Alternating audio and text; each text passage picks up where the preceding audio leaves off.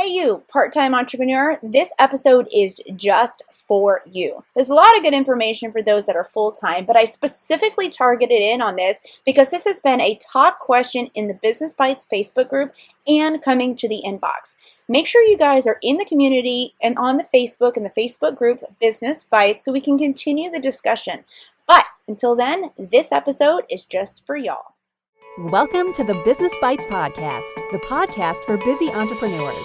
Whether you're an online entrepreneur or seeking after brick and mortar success, this podcast brings you quick bites of content so you can learn and grow anywhere you are.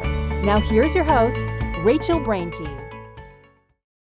Hey guys, welcome to episode 88 of the Business Bites Podcast. I am your host, Rachel Brainke, and I am joined with Tommy Griffith of ClickMinded.com. He has been doing search engine optimization for over 10 years. He's managed SEO from big corporate giants like PayPal, Airbnb, and now runs ClickMinded. This is a digital marketing training platform for marketers and entrepreneurs. I think many of you are going to enjoy that, but what we are going to talk about most is that he started ClickMinded as a side project while working full-time at Airbnb.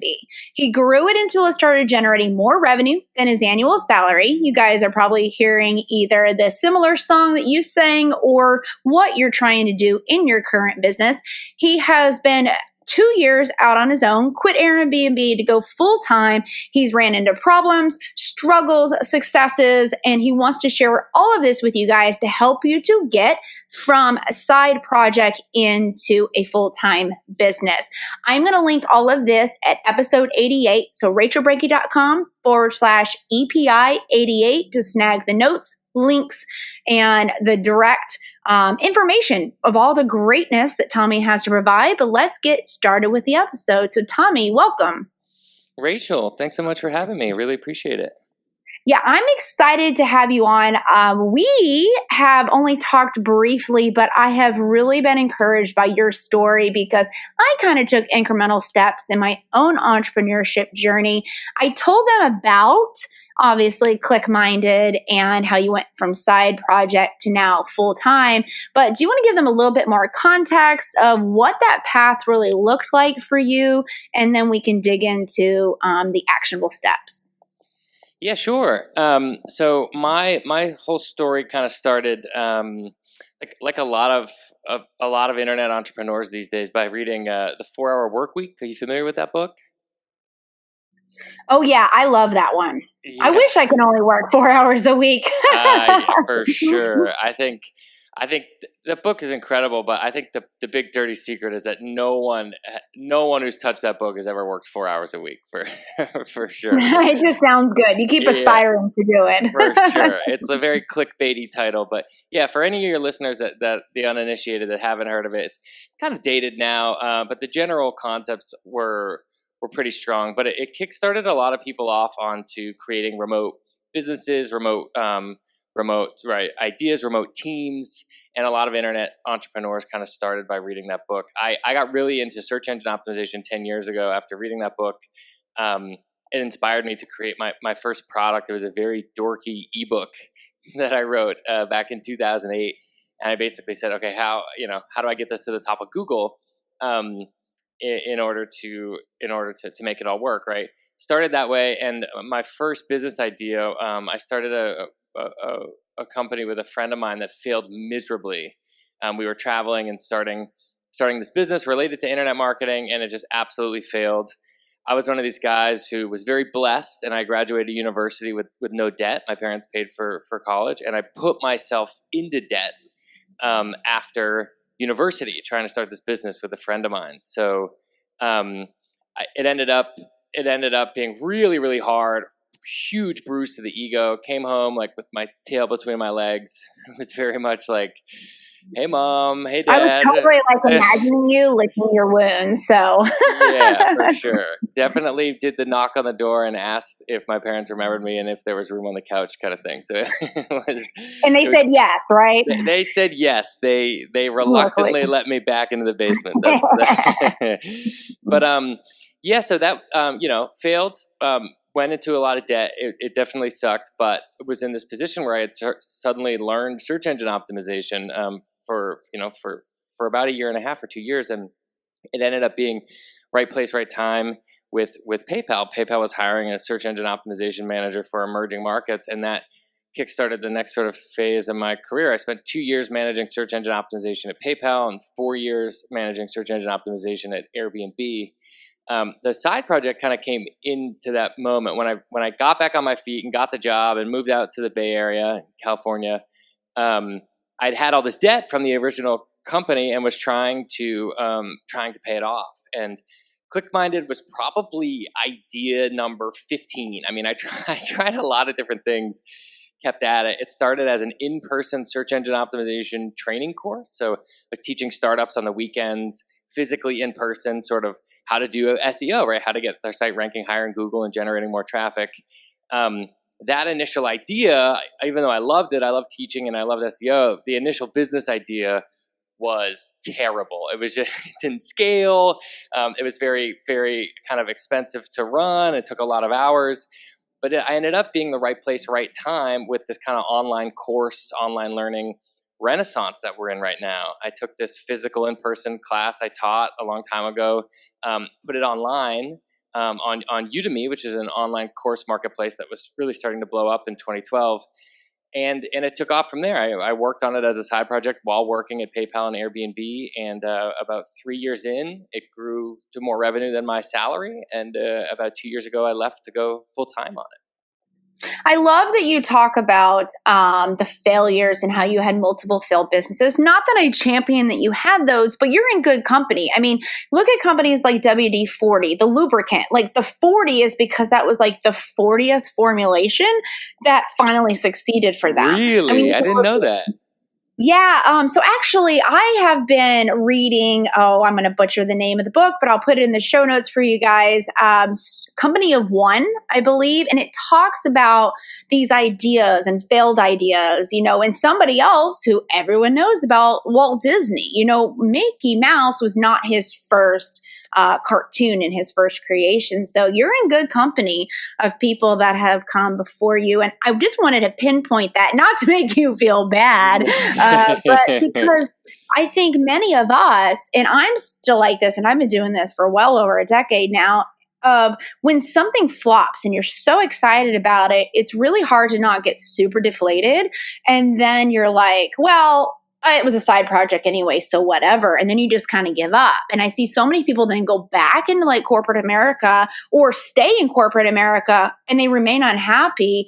And I love that you've like overcome and continue to push in order to move into a full-time thing. What is something though, before we move into that transition, what is something you would tell yourself when you were in that first business failure? I mean, what would you say? I mean, obviously you can't say, hey, by the way, you're going to succeed, but maybe some like encouragement when you're in that moment.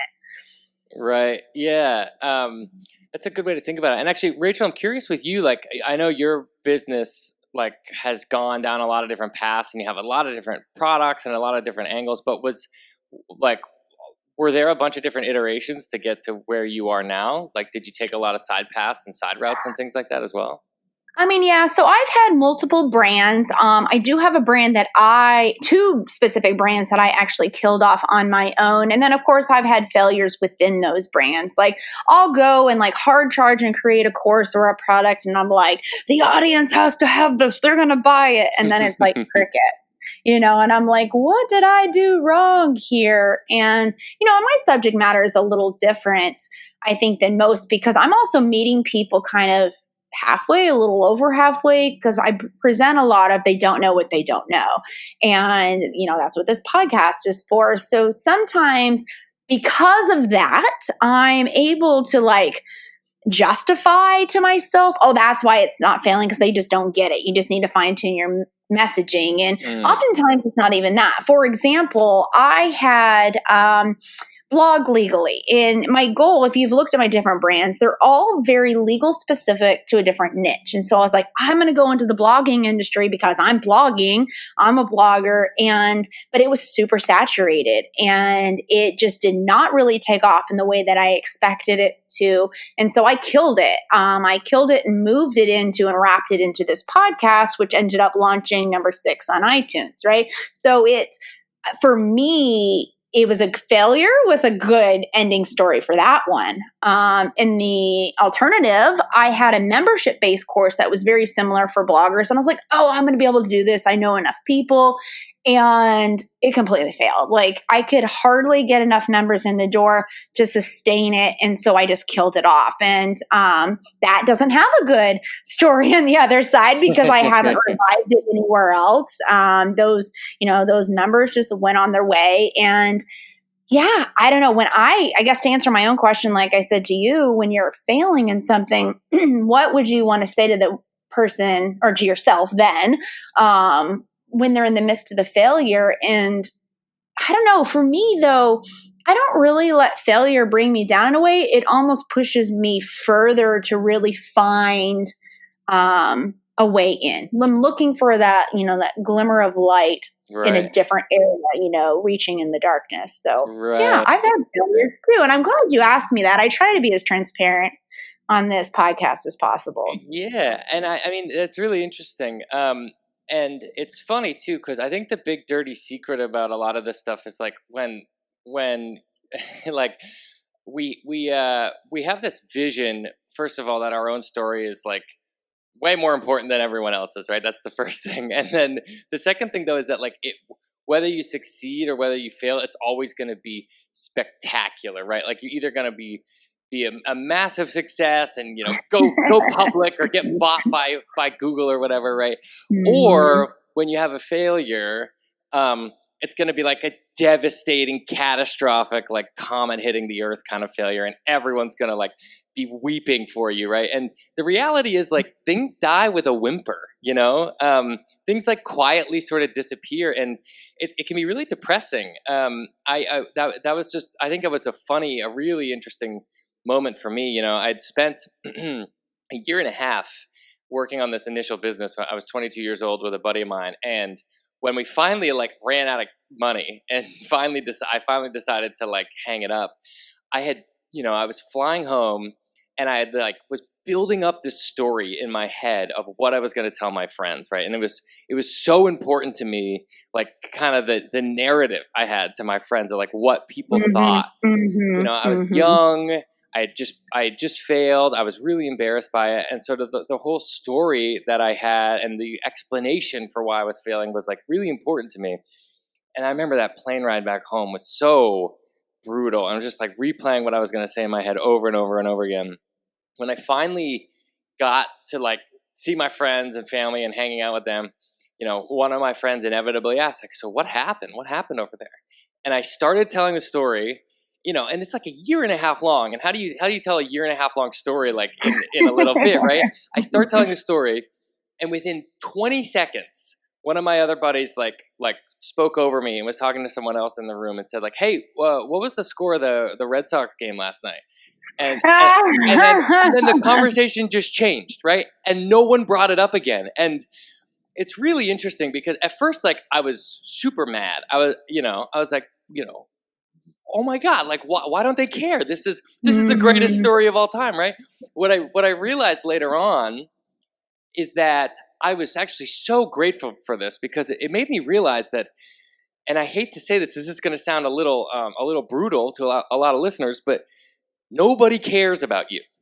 Yeah, you're inconsequential, really. Right? And I mean that in the most empowering way possible. It's like, no, everyone's so obsessed with themselves and navel gazing and staring themselves in the mirror for so long that the reality is that this can be the most freeing sort of realization you could ever have. Like, nobody cares. And it sort of frees you to do what you want to do and work what you want to work on and fail as many times as you want, because the reality is people are thinking about, going to the grocery store or getting their kids to school or whatever it is. And it's like they don't actually care about your struggle. So there's one of these weird moments in time where, yeah, I thought it was going to be this big, grandiose failure and everyone would be talking about it. And the reality is I didn't even get past what was the score of the Red Sox game. You know what I mean? It looked to be Red Sox. I mean, that's pretty bad. No, just kidding. Yeah, no, and I'm glad that you bring that up because there's like you said, freedom. And there's a freeing feeling of freedom to fail. And, you always hear about failing forward and all the other cliches, but the reality is no one actually wants to step up and say, hey, I actually failed, or actually look like I had to look at a brand and go, this is costing me money. Why am I doing this? Just because I think the idea is good doesn't mean it truly is. And actually, I think sometimes those kind of doubts keep people from turning a side hustle into full time. So like when you built this side hustle, so I guess I shouldn't use the word hustle. I apologize. There's all sorts of like opinions about that word, but this side project, how convinced were you that it was going to work, or did it just quote unquote happen? Because it didn't just happen. I mean, there's elbow grease that goes into it, but what did it look like? Yeah. So I think, and I have a lot of strong opinions on this one. So like I said earlier, Quick-Minded was probably like idea number 15. And a lot of the motivation initially was get out of this big pile of debt I had created for myself. And one piece of feedback that I have for anyone that's listening, that's thinking about this, I remember, okay, so here was a funny example. I had this one idea before that, and it was an iPhone app development lead generation site, right? So the idea is like, okay, it was 2011.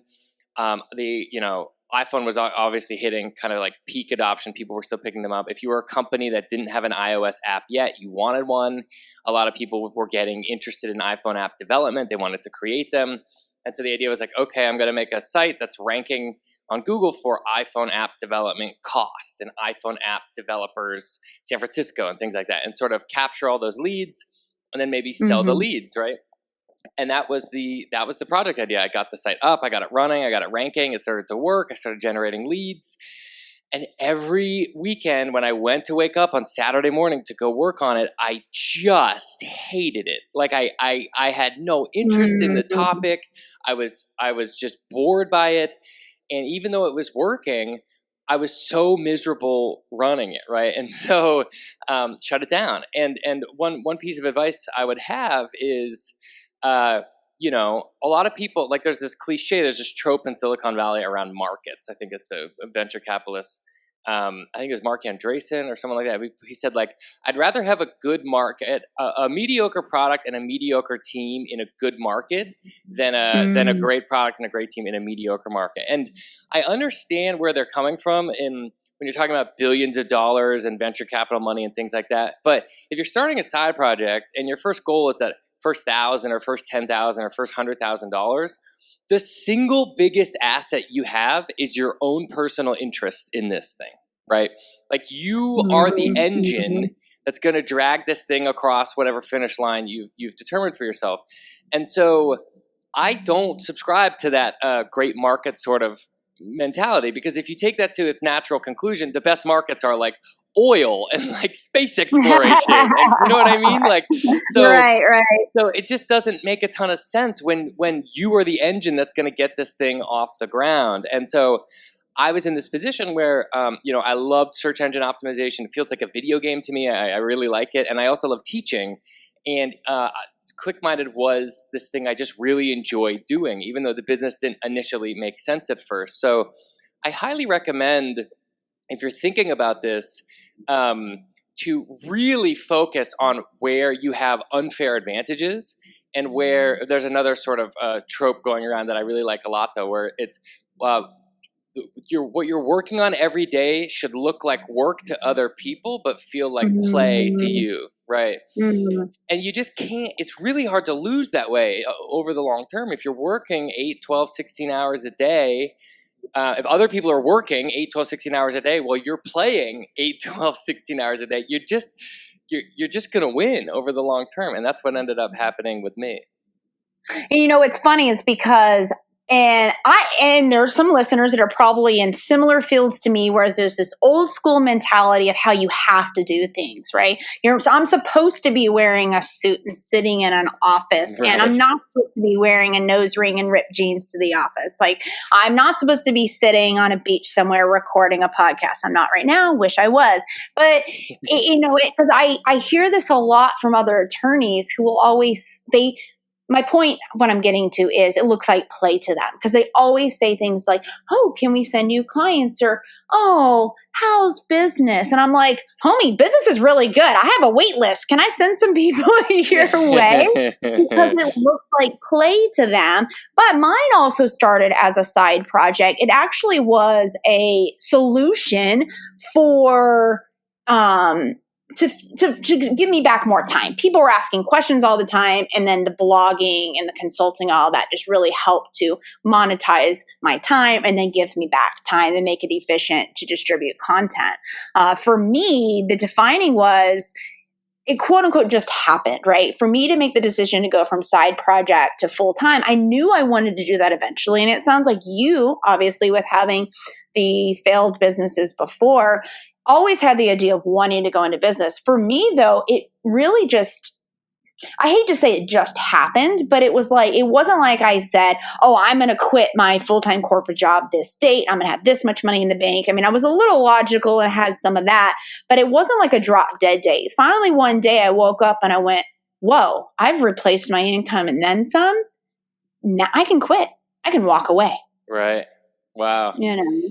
Yeah, that's pretty awesome. And it's a similar story as well. And I'm curious with you, Rachel, like, because, okay, you are, yes, I would definitely view you as not a typical, like, attorney or legal consultant. Well, good. Thank you. That's what I'm going for. Ripped jeans and nose ring and all. But the other thing that it's interesting too, to take kind of what I just said and overlay it on your situation. I really like this idea of unfair advantages and finding things like where you just feel more natural. And yeah, I got to admit, most attorneys I know aren't podcasting and aren't creating a lot of really good media and video content. And that stuff, you seem like a natural at it. And I don't know if you enjoy it, but it seems like you do. And like, that seems like you sort of found your unfair advantage. You know what I mean? Mm-hmm, mm-hmm. Well, and I think that's really good for the listeners because if you look around, for me, exactly, and I hate to keep talking about myself because I brought you on for this, but I'm not sharing anything novel. I don't make the laws, I'm not sharing any content that you necessarily can't find elsewhere. It's the way that I'm doing it, and that's what allowed me to turn a side project into full time was because there was a demand to consume in a certain way, and lawyers aren't hacking it. They're just not. They're old school. You got to come sit in my office. I'll wear a tie. We'll meet for an hour. Then you go on your merry way. And if you don't solve, you're going to die. That's the only way to do it. I'm like all smarky towards my profession whatsoever. Well, let me ask you, out of all of this, like what was the hardest lesson you learned about it being a side project? During that time, what was the hardest thing for you? Well, so yeah, I think the most brutal sort of revelation came a little bit later when I was figuring out when to leave, and same as you, I left. I didn't have a hard did the Excel math and like had a drop dead date of when I was going to leave. I was in a weird situation where I was working in an awesome company. I mean, I was very blessed to have gotten into Airbnb at a crazy time. None of my friends had ever heard of it when I joined, and everyone had heard of it by the time I left. There was 100-something people when I joined and 2,000-something people when I left. My first week there, the state of New York subpoenaed Airbnb for their data. And then the last week I was there, we worked on a Super Bowl commercial, and Beyonce stayed in one, right? It was just like a wild sort of time to be there. So I didn't leave right away. I had surpassed my income on the side project for a while and had continued to work there. Still wanted to stay there. Had personal stuff like I loved all my friends and was dating someone, and so it wasn't like a hard date where I needed to eject. But what I did, I was pretty over the city of San Francisco. I was a little sick of San Francisco, and so I was getting ready to leave.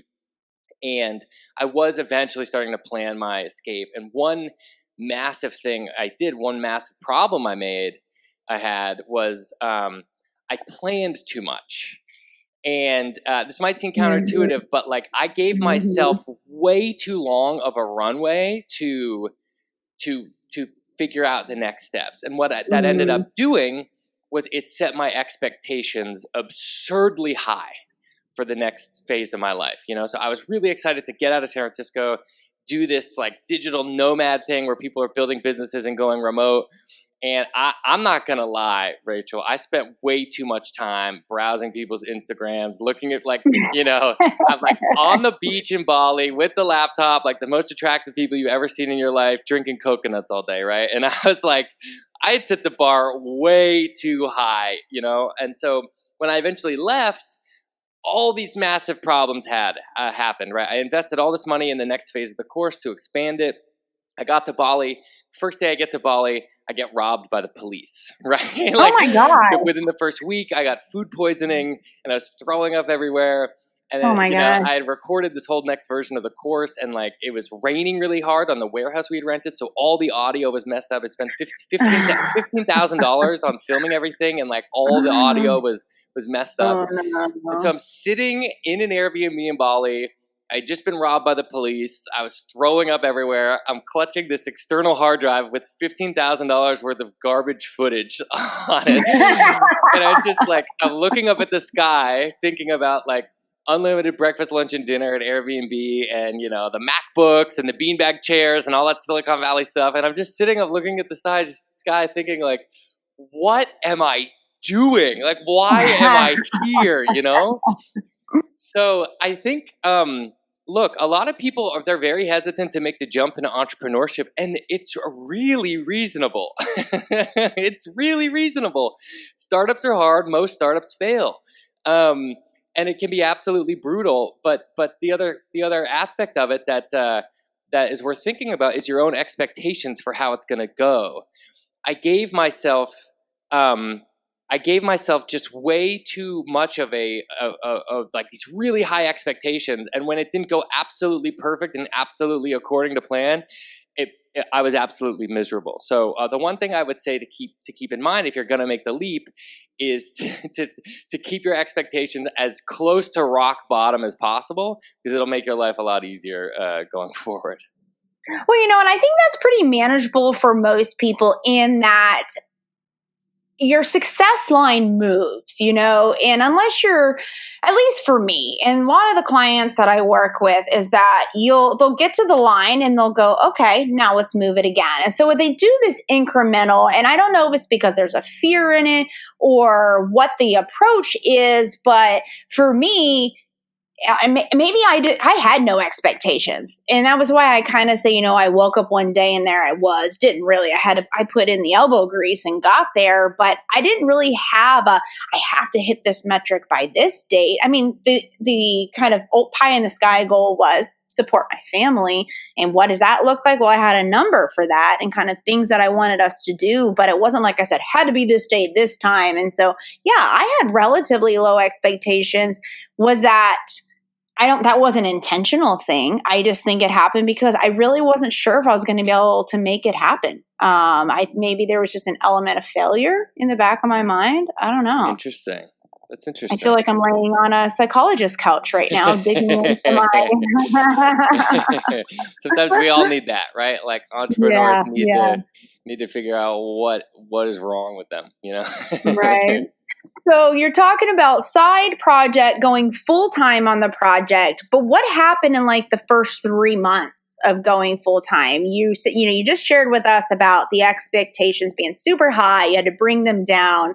Was that was all within the first 3 months, right? Yeah, that was it. That was sort of the brutal realization that I had left. And it's also very interesting too. There's a lot of writing and like thinking around this now around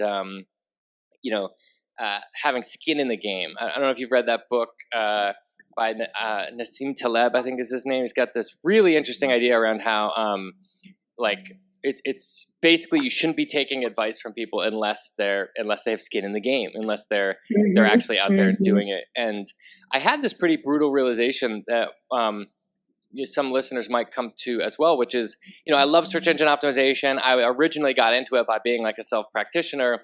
But then I went into Silicon Valley and was doing it at these big companies that have a lot of these massive advantages. And sort of what I realized was I was getting way more credit than I deserved, right? Like, doing search engine optimization at these big companies is a very different thing than going back out and doing it on your own. And so a very brutal realization I had when I left and finally went to go out and do it on my own was like, I started doing research and looking at competitors and looking at all the stuff I had glossed over the last few years. And I suddenly realized, like, oh my God, all of these other guys out there that I've never even heard of are way, way better at this than me.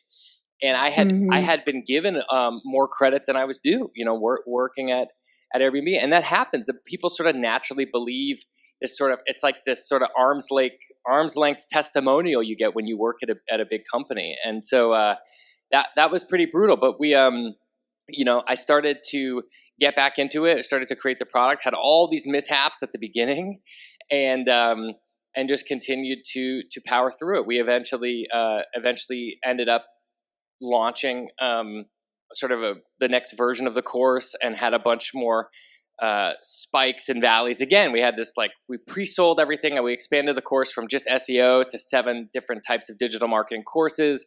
We had this huge run up in sales when we did a pre-sale, and then everything crashed again right afterwards with a bunch of mistakes we made. So it's just this kind of massive journey of big pockets of a ton of revenue and then a devastating failure for probably the first year. It was pretty tough. So how do you manage that though? I mean, we've talked about failed businesses and just kind of for me, killing brands, but it's within your business. So you're riding the ship as you go along. You've got little pockets of stuff, like you said. How do you adjust the ship's course after that occurs, especially when it's a big monetary outlay? And I share this because those that are listening who may still be on the side project side of the fence, they may be worried about what happens if there is failures once I take this big risk. Yeah. So there were 2 big things that happened, and both were one was pretty controversial. So the first one was I came to the realization that I wasn't up for the job. I wasn't. I was sort of the kind of guy who, I was able to get the first 10,000 users and was able to get the company to the first $100,000 and all that. But the next phase of it, I wasn't good at. I wasn't good at processes and some of the hiring stuff, and looking at a lot of our metrics and trying to optimize them. I was kind of the guy who goes from 0 to 100 and not 100 to whatever, you know what I mean? And so I ended up, this is pretty controversial, I ended up bringing a co-founder on my 4th or 5th year into the business. And it was a guy, I do a lot of the apprenticeship model. I used to teach at a university in San Francisco. And at the end of every course, I would always grab one apprentice at the end of every course, would offer it up and say, hey, this is a very low paid sort of internship, but you're going to learn more with me than you ever would anywhere else. And every one of my apprentices went off to do great, interesting things in Silicon Valley in digital marketing. But one of them was this guy, Eduardo, who was my apprentice for a while, and we worked together for a little bit. And then I basically sent him this desperation Hail Mary email when in between throwing up in Bali and trying to fix my audio. And basically we had worked together for a while, and I said, hey man, here's the situation. He had a good job in New York, and I said, here's the situation. What do you think?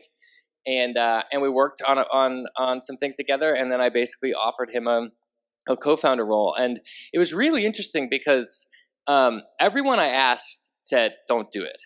And the reasons why they said don't do it were very logical. It's exactly what the conclusion you would come to when you open an Excel sheet, right? And do the numbers.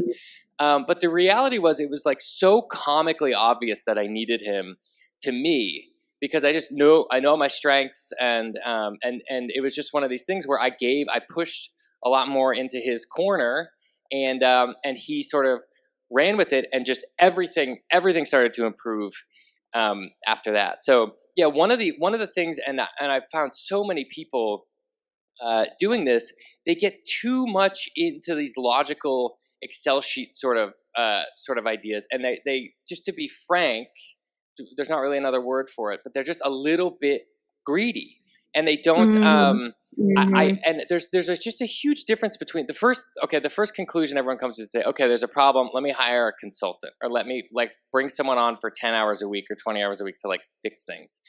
And there's something very different when you bring on someone who's ready to go to war with you. It was he quit his job. He flew to Europe to be with his girlfriend, and he decided to spend 50 hours a week for 2 years on this thing with me. That's very, like, it's really hard to put a price on that kind of thing. And so that was the first big thing, was like having someone to share the struggle with really changed a lot of the dynamic, I guess is sort of what happened there. Well, and that's what I was thinking about when you were talking about bringing him on as a co-owner, founder. I'm thinking, well, why didn't you just get a business manager to fill that role? But this is circling back to what you were saying earlier about skin in the game, because I have also gone down the path of almost offering ownership before, and I freaked out. I've also, on one of my businesses, I am a co-owner with somebody else. And so I see the pluses and minuses on both sides, but I love the skin in the game idea. And I am glad that we're sharing this. This may be a little longer in the future than most people are listening that have a side project, but never count it out, because when I initially started, I never even had the mindset that I would ever sell my businesses. I was like, no way, they're my babies. I'm never going to do that. No way, I'm never going to share this with anyone else. But like I was talking about earlier, with the success finish line keeps getting moved as you progress and as you mature and you grow. I think these sort of things also evolve and change and grow, and just to keep an open mind. And the whole skin in the game idea, when someone else's neck is also on the line in a decision they're going to make, they're going to really look at that decision, as opposed to if they're just an employee punching the clock to get a paycheck. Right. Yeah, for sure. And not only does it change their psychology, but I think the other thing to keep in mind, and you're right, if you're just in the early phases of this might be a little long in the tooth and like too far out. But the other thing to keep in mind is where you have your advantages. I mean, I think it's like, it's just even at the top tier of this thing, like most Silicon Valley founders don't, I don't know if it's most, but a lot of them don't take their own companies public, because you have to become an entirely different person from the first 10 employees to the first 1,000 employees to when you're becoming a public company, and you have to do, quarterly earnings reports you're an entirely different skill set. So I don't understand why it's so crazy to think that that's also true on the lifestyle business level, right? Like it was pretty easy for me to, not easy, but it was fairly natural for me to get the company up to kind of the first 6 figures. And then Eduardo was just one of these guys who, when you give him an asset that has traffic generating and emails coming in every day and people that are buying the product, he was the guy that can optimize it and tweak it and kind of, double revenue overnight sort of thing. And so that it was just it looked crazy to everyone else, and it was so hilariously obvious to me but I think it still comes down to, where you have your unfair advantages. And I didn't realize this at the time, but looking back in hindsight, we were accidentally really good at this, at just being relentlessly focused on honing in on our unfair advantages and letting everything else drop to the wayside. You know what I mean? So within the context of all this, how's ClickMinded doing now? Obviously, if we're talking about it, are we in the throes of success? Are you still learning? Where are we at? Where are you at? Yeah, so it's been great. Yeah, so ClickMinded now has transformed from the dorky Saturday morning in-person SEO training course to a full sort of kind of comprehensive thing. We have 7 different courses on digital marketing, right? It's all online. We kind of focus on entrepreneurs, in-house marketers, or consultants and agencies that want to use digital marketing to grow their business. And our model is we try and find world-class people that do this stuff every day to teach it, right? So, for example, our social media course is taught by the former head of social media at Airbnb. The content marketing course is taught by the former content strategist from Lyft. And we try and get sort of the expert opinion on all these people and teach it in our courses. And it's been a lot of fun. That's awesome. And I love the fact that we kind of probably went a little beyond in the big picture that we wanted to for this subject matter. But I think it's good because all of you guys listening, whether you're in a position of, I have a side project and I want to grow this full time, or you're like, oh, well, I have a side project, I'm happy with my corporate job. You just never know where that side project will go. You never know if you're going to need this information. I mean, it could be the next big thing. It could be the next Airbnb. Like, you don't know where it's going to go. And so having this and having someone like Tommy to be able to come and just transparently share all of this, I greatly appreciate. Is there one last tip that you want to leave with someone who may be sitting there with a side project and a full-time corporate job right now? However direction you want to take it, just one last tip to leave them with. Yeah, sure. I think the biggest thing, actually I have two. The first one is the 1,000-day rule. This is like going around in a lot of entrepreneur circles now. And the basic idea is it takes about 1,000 days to get your side project up to where your current income is. And it is scary how accurate this thing is. I'm actually curious if you know what your count is, Rachel. But for me, it was like I heard this number and then I looked back and it was like 1,040 days, or like it was very, very close for me. But that's pretty brutal if you're just thinking about it now. Like that's about 3 years. And a lot of people, that's about what mine was. Yeah. Interesting.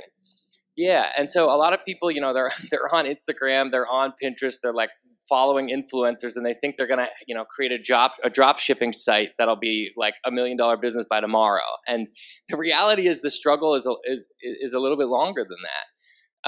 And the last thing, one of my buddies, Dan Andrews, he runs like an entrepreneur group I'm a part of, and he coined this term that I really love called exit velocity. The basic idea is people, you're doing things in your everyday life now at your job that you probably are generating advantages from, and you should use that on your side project, right? So I have the definition here, I just pulled it up. So exit velocity is the amount of professional and entrepreneurial momentum you have when quitting your job and starting a new venture. Momentum can come from a variety of sources: investment, capital, experience, anchor clients, industry knowledge, and connections, aka unfair advantage. So the idea here is like, okay, maybe you're a corporate lawyer for 20 years and you've been doing corporate law, and then all of a sudden the next day you're going to go sell like CrossFit jump ropes, right? Like you have no exit velocity when you do that, right? Mm-hmm. Or let's say you're a doctor and then you want to go suddenly start doing like a paleo carrot cake recipe website. Like if you love these things, that's fine. Of course, go do your passion, but you're probably doing things every day in life now that can give you an unfair advantage on your side project. So for me, my first business was a really dumb idea. I had no unfair advantage, but the one that finally worked, ClickMinded, I was doing enterprise SEO at PayPal and Airbnb. I was then teaching SEO on the side. I was using my own side project at my current job, and I was building up the revenue to the day that I left. So I had accidentally generated a lot of exit velocity. And I'd highly recommend anyone listening, if you're working on something now and you enjoy it, think about the ways that you can leverage your current situation to get exit velocity for when you inevitably leave your current job. I love it. Great. You guys have gotten more than you bargained for in this episode. Tommy, thank you so much for coming on to talk about side project to full-time. If you guys want to learn more about Tommy, I'm going to put all the links in the show notes and also with the transcript at rachelbrinke.com/EPI88. Also, make sure you jump into the Facebook group. We're going to be having lots of giveaways and stuff coming up as the end of the year comes about. And maybe Tommy will join us in there. We can see more about what he has going on. I know that this episode is going to be a hit because so many of you have reached out and asked me this very specific topic. So please go back and listen. A lot of great info. Go check the show notes, make a list, make notes, and please enjoy the beginnings of your business. You guys know I love the very beginning, so enjoy it, learn lessons, and I look forward to seeing you guys on the other side. Thanks for joining Rachel on this episode of the Business Bites. For show notes, a list of recommended tools, or referenced episodes, you can find them at businessbitespodcast.com. Until next time.